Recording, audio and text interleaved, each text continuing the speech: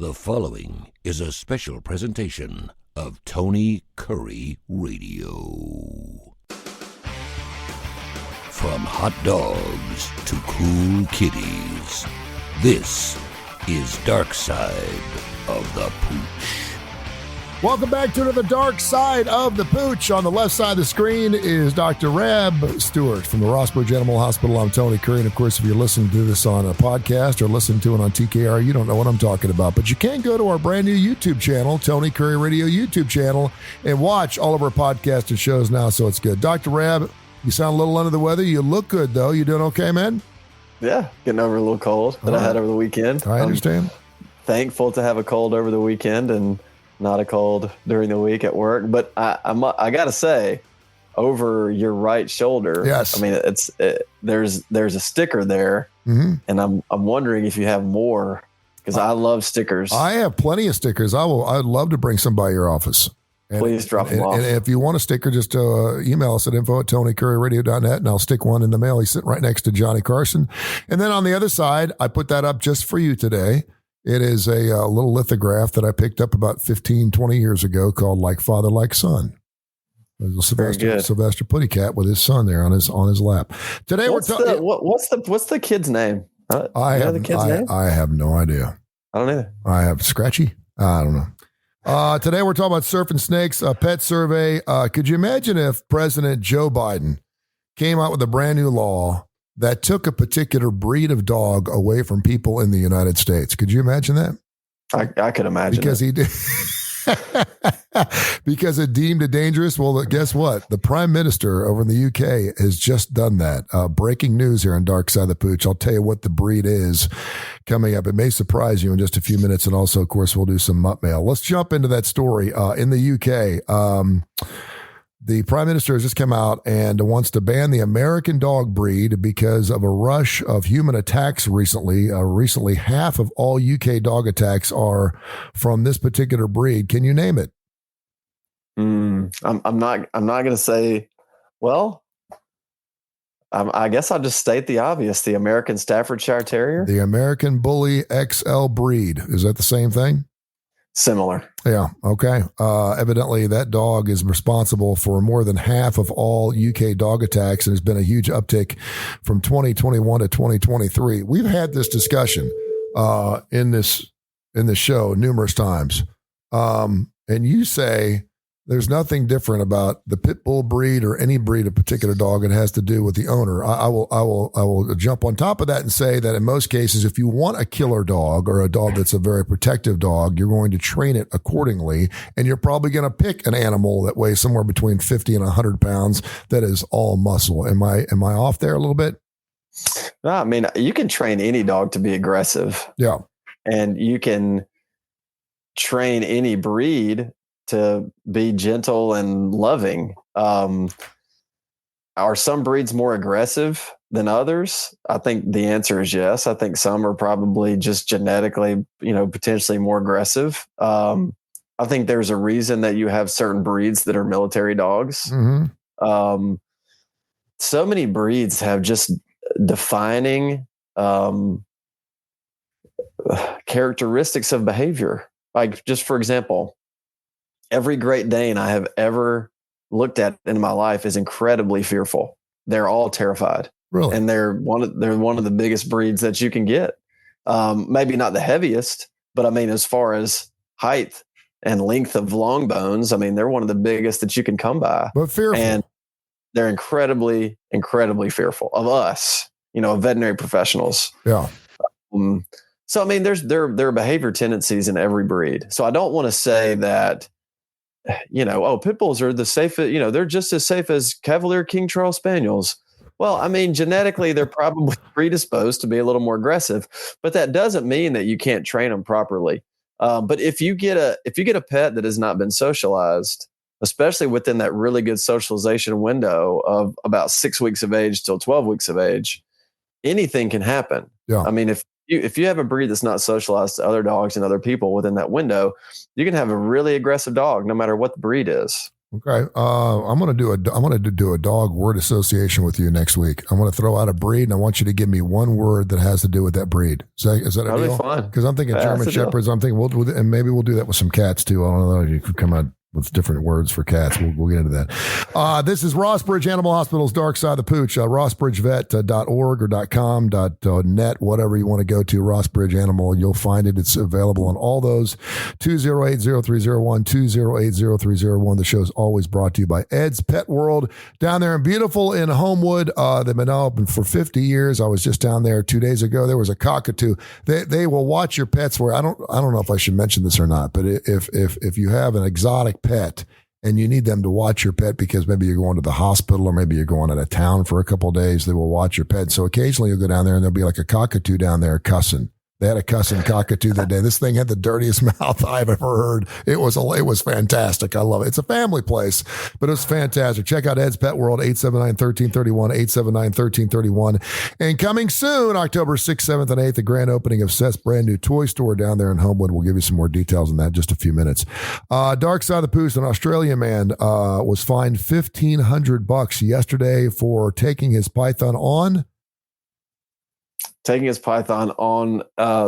train, his surfboard. He was surfing with his snake. Evidently, there is a breach of contract for his. You have to, if you have a snake in Australia, you have to have a license for it. I mean, don't all men surf with their snake? Well, you think?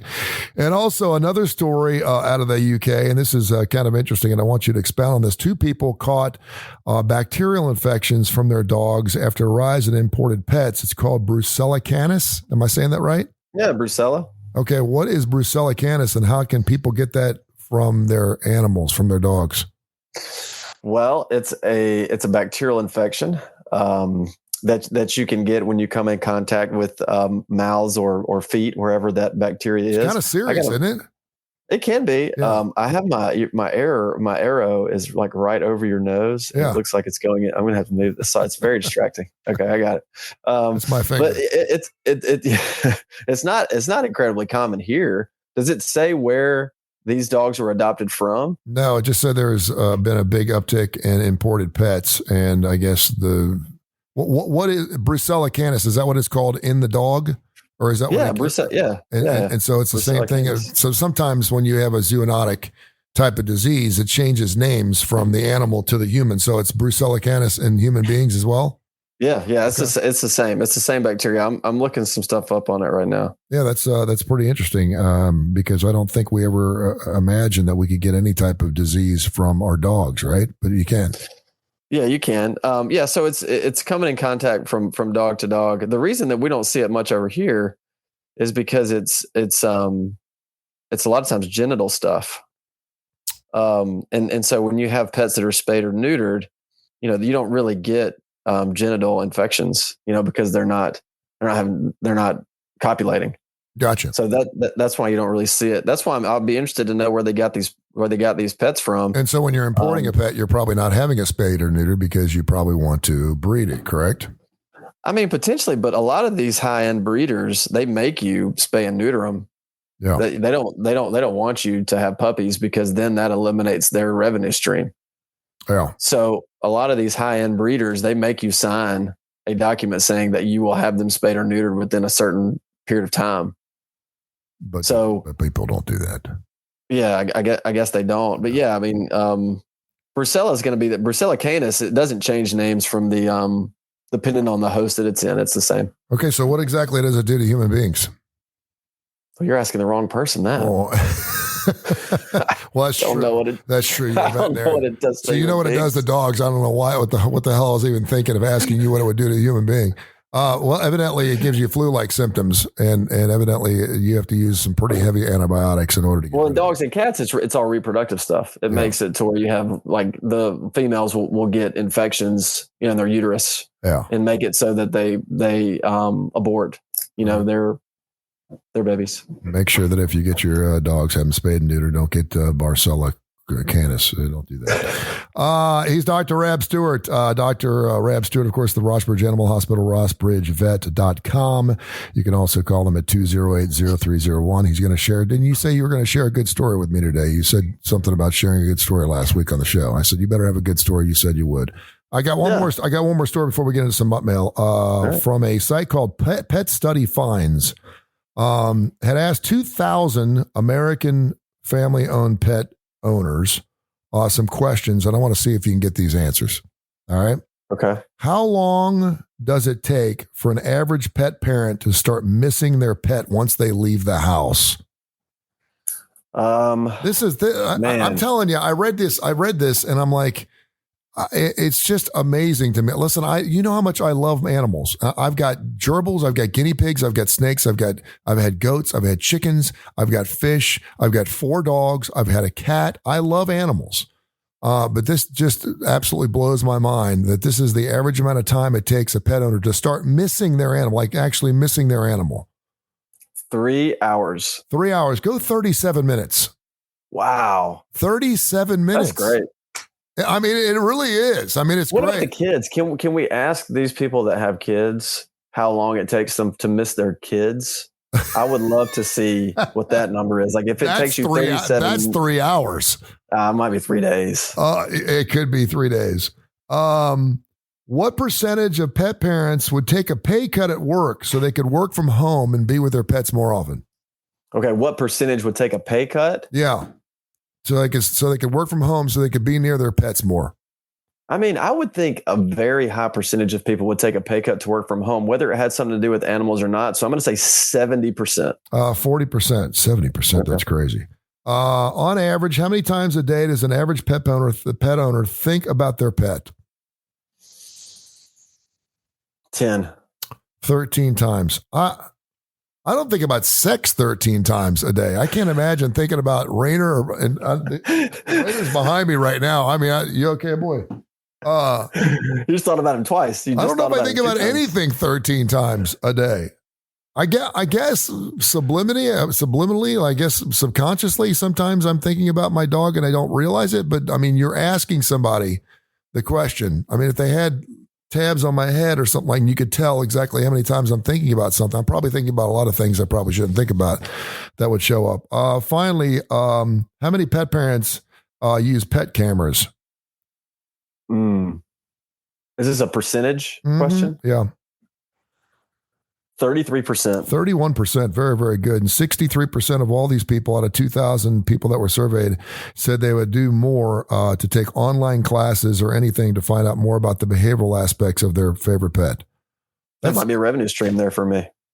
Hey, listen, that's what this show is all about, brother. You get feel free to call us up, info@TonyCurryRadio.net. You want to advertise on the show, we'll kick it back to Dr. Rab Stewart. RossbridgeAnimalHospital.com, also 208-0301. The show is always brought to you by Ed's Pet World down there in beautiful Homewood. And of course, Seth's got a brand new joint opening up October 6th, 7th, and 8th, a grand opening of his brand new pet store. We'll have some, we're not pet store, it's actually a toy store. We'll have some more details on that as well. All right, let's do some mutt mail. Paula in Hueytown said, I've heard the myth about putting dogs at pounds, and then if the dog's not picked up within a certain period of time, it will be euthanized. She said, is that true? In what pounds do they do that? How long do dogs stay there before they'll be euthanized? Can you, I've heard that story, that myth ever since I was like 3 years old. Well, if you take the dog to the pound and someone doesn't pick him up within a couple of days, they're going to put him down. What's the stories about? What's the difference between pounds and, say, what we have here, the Humane Society, other things? A lot of shelters are no kill, so they won't kill them no matter how long they're there or no matter what their underlying condition is. If they come in really sick or something, I mean, they won't kill them. Oh man, they won't euthanize them. Let me say that. They won't euthanize them for any other reason if they have a life-threatening, ailment that is incurable. The same reason that we would euthanize a pet if an owner comes in and says, hey, my dog has cancer and it's terminal or whatever, then we're going to euthanize them. But a lot of shelters are no-kill shelters. So you can always ask them, either if you're dropping a pet off or if you want to adopt a pet from that shelter, and they'll let you know. But I think I don't really think anyone uses the term pound anymore. I think they're all shelters. Yeah. So there's not really any, just because if something's called a pound, it doesn't mean they're going to euthanize. And if something's called shelter, it doesn't mean they're not going to euthanize. I think almost everything's called. Do we have a cat shelter here? I never heard of a cat shelter. Is there cat shelters? I don't think that we have I'm pretty certain we don't have just a specific cat shelter. There's a lot of rescue groups in town, a bunch of them, and some are canine specific and some are feline specific, and some will do both. Yeah. But I don't think we have specific shelters for dogs and cats. I know that the Greater Birmingham Humane Society does a great job in not euthanizing animals that are healthy. Shelby County does a good job too. Yeah. So we got great shelters here. We have fantastic shelter. We should be very, very blessed. But I mean, we also, it seems to be, and maybe it's because of places like the Rossbridge Animal Hospital, but people are very respectful and very responsible with their pet ownership here in this town. Probably more so than any town I've ever lived in. info@TonyCurryRadio.net, info@TonyCurryRadio.net. Dan in Wichita, Kansas. I think this may be the first time we got an email from Wichita, Kansas. He heard that cutting dogs' hairs or trimming dogs' hairs actually hurts their comfort level. And I've heard that too. I always have Rainer shaved down. Now, I don't do it because he looks better. I do it because he sheds big time during the summertime, and I don't want hair all over the house, and it really helps that. And I do think he's softer and he's cleaner to pet. You don't get big balls of hair whenever you pet him that way. But I've also heard that in the heat, you would think that would cool him off, but it actually works just the opposite. Is that true? And in the wintertime, some people let their hair grow out because they think it's going to keep them warm, but that's not a good idea either. Can you explain?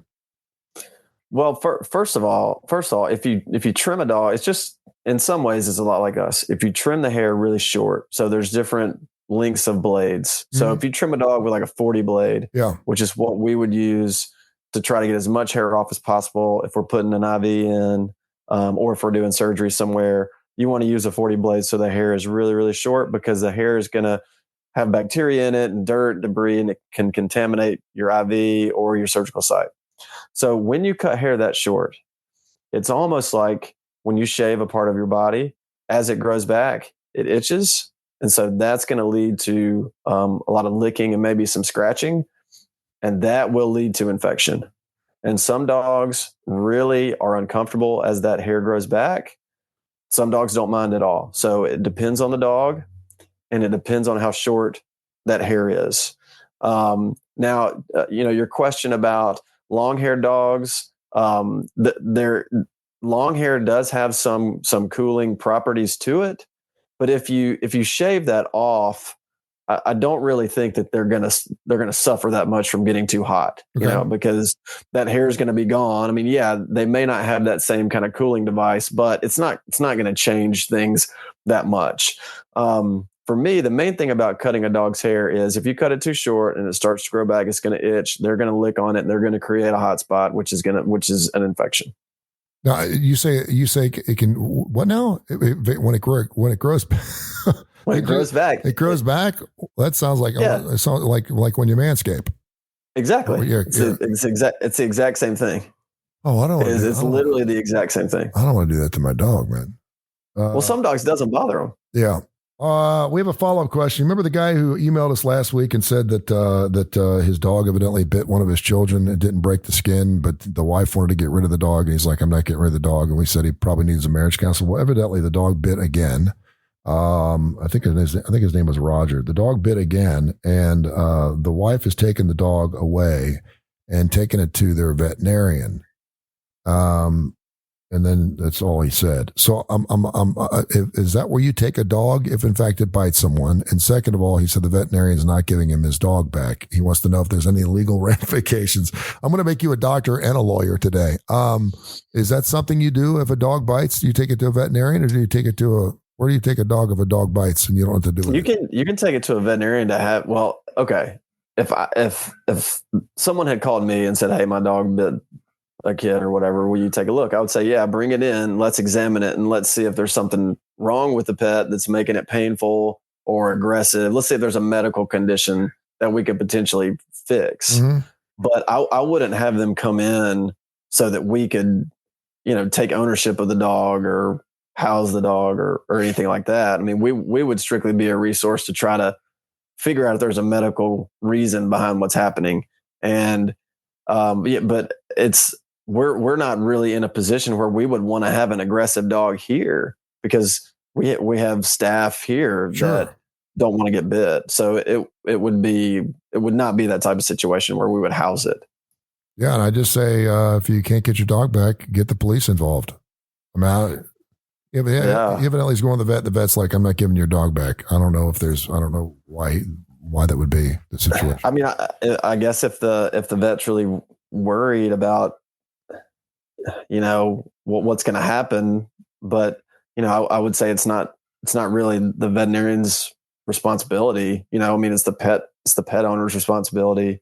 And I guess if there's any question that, the people aren't being safe, then you can get the authorities involved. There you go. Before we hear an unbelievable story from Dr. Reb Stewart, something that's happened over the last week at the Rossbridge Animal Hospital, because he promised me a story. Darcy in Tallapoosa, this is a dumb question, Darcy, but it's a great question because it's so just even keel. How do you cut the nails on a dog? No one likes to cut their dog nails. It seems because we've all cut one too short and they bleed. Tell me how to cut dog nails. I'll cut my kids' toenails in a heartbeat and I'll cut them too short and I don't care. But boy, if it comes to my dog, that just seems to be one of the most uncomfortable things to do. By the way, cutting gerbil nails is really hard. It's not easy. No, because they're even smaller. Yeah. Cutting dogs and cats' nails is really easy if you have two things. If you have a pet that's willing to have their nails cut, meaning they're not going to flail around or try to bite you or whatever. But also if their nails are clear, especially cats, almost all cats have clear nails. They're not going to have, dark black nails. Almost all cats have clear nails. So you cut those just like you would cut your own nail. You look and don't take any of the pink off. You just, take that white off, leave a little bit of the white there before you get to the pink. If you get down to the pink, you get too far down there, it's going to hurt. It's the same way with animals. So cats, really easy. You're not going to cut them too short. Just leave a little bit of that white. The hard part with the cat is sometimes they're not receptive to it. They're not still. Really? So that's the issue with the cat. Yeah. Dogs are a little more receptive to it, but the problem with dogs is a lot of dogs will have pigmented nails. So like, for example, a black lab, those nails are going to be black. And you're not going to be able to see where the quick starts. The quick is the blood supply to the nail. So if you cut the nail too short, they're going to bleed. It's going to be painful. It's going to bleed a lot. A pretty steady drip if you cut it a good bit too short. But if you have a dog with the same kind of nails as we have, where they're pink and then white towards the end, that's really easy. Trim them like you trim your own nails. If they're dark colored nails, you just have to, your best guess. Start small. Don't take too much off.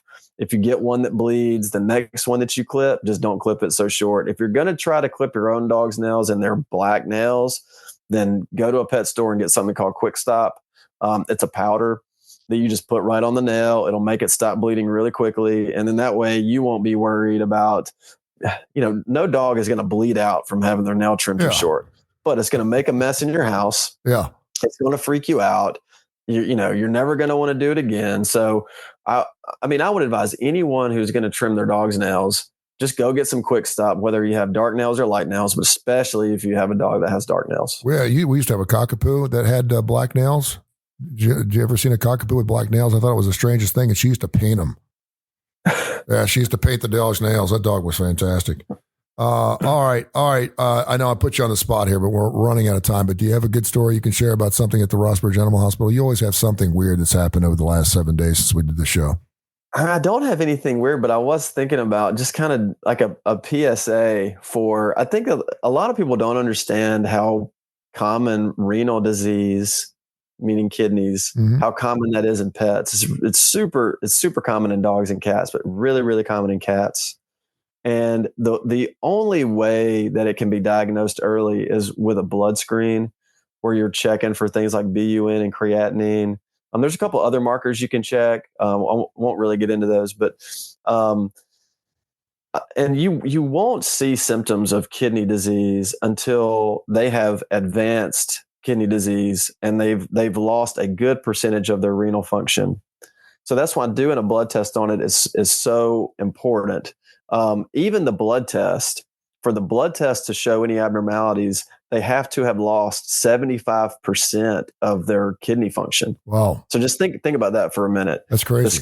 The screening test, before it shows a positive for renal disease, they've already lost 75% of function. So symptoms that you can look for, a lot of times it's excessive drinking and urination. It can be weight loss or just generalized lethargy. It can be vomiting as well. But the routine blood screen on any pet that's 6 years or older, and then doing it every year after that is really important, because there are things that you can do to slow down the progression of that kidney disease. So we've seen a good bit of those cases in the last week or so, and I thought maybe it'd just be something good to mention, because the other thing is when we give a diagnosis like that, people think, oh, okay, well, we've caught it pretty early. It's really hard to catch early, because like I said, you've already lost 75% of function when those kidney values start to go up on the blood work. Great stuff. There you go. Phone number 205-208-0301. Lots of zeros there. 208-0301. RossBridgeVet.com. RossBridgeVet at, of course, on Twitter, not to mention, of course, Facebook and all social media posts. Thank you so much, my friend. We'll look forward to seeing you next week. I hope you feel better. Drop some stickers off. I will. I'll do it this afternoon. If I can get over that way this afternoon, but I'll drop them off this week for sure. All right, man.